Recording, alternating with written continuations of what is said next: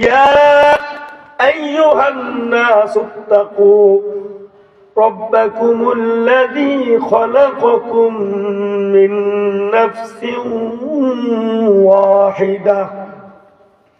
আল্লাহ তাআলা বলেন, ইয়া আইয়ুহান নাস, হে মানব জাতি, অল ম্যানকাইন্ড, যত মানব পৃথিবীতে আছে।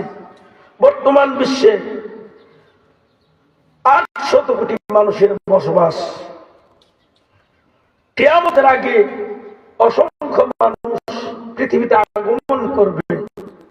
পূর্বে যারা ছিল সকলকেই এখানে অন্তর্ভুক্ত করা হয়েছে।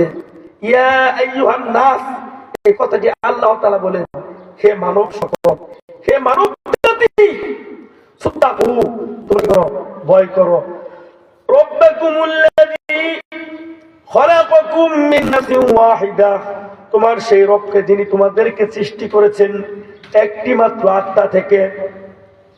একটি মাত্র আত্মা বলতে কি বুঝি?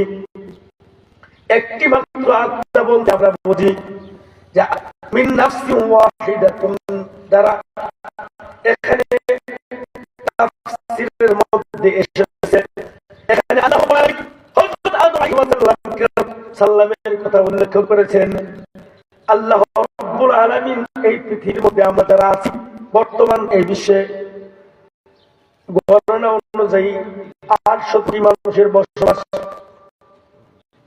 এই যে 800 কোটি মানুষ, আদম অর্থাৎ দুনিয়া শুরু থেকে কিয়ামতের আগ পর্যন্ত যত মানুষ ছিল, যত মানুষ আসবে, এই সকল মানুষের পিতা সকল মানুষকে সৃষ্টি করেছেন প্রথমে একটি মাত্র আত্মা হযরত আদম আলাইহিস সালাম থেকে।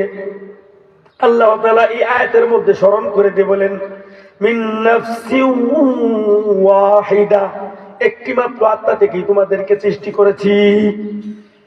তারপর অংশে আল্লাহ তাআলা বলেন, ওয়া খালাকা মিনহা যাওজাহা ওয়া বাসসা মিনহুমা রিজালান কাসীরান ওয়া নিসাআ।